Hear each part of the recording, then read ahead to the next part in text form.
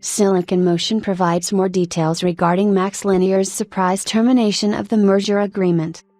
Silicon Motion Technology Corporation today disclosed additional details regarding MaxLinear's termination of its May 5, 2022 agreement to acquire the company, the merger agreement. As previously disclosed, MaxLinear's July 26, 2023 notice of termination did not contain a factual basis for MaxLinear's claim that it was not obligated to close its acquisition of the company because the company's business had suffered a material adverse effect, as such term is defined under Delaware law, on May, and the company had failed to operate its business in the ordinary course after the merger agreement was signed. In the 15 months following the signing of the merger agreement, MaxLinear never once asserted, prior to sending its July 26, 2023 notice of termination, that there had been a material breach of the merger agreement, nor did it or its representatives ever mention an May or a breach of the ordinary course covenant. To the contrary, in the weeks, days, and hours before the termination letter was sent, MaxLinear informed Silicon Motion that it was requesting information to prepare for the integration of the two companies.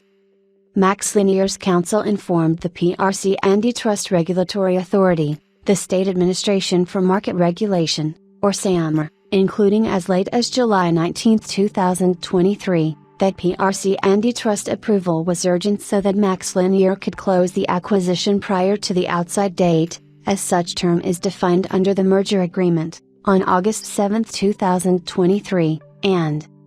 MaxLinear was provided with a draft of the company's July 27 press release containing its second quarter 2023 results and, again, did not state that the results gave rise to in May, nor did it provide any comments on the results.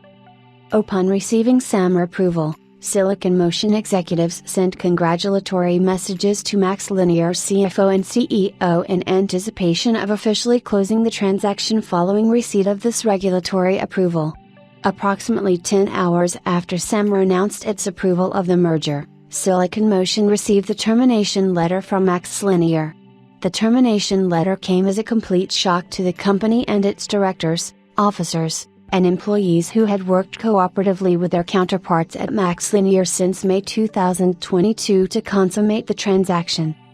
MaxLinear's purported termination and material breach of its merger agreement with the company will be the subject of an arbitration for substantial damages in excess of the termination fee in the Singapore International Arbitration Center, as provided under the merger agreement.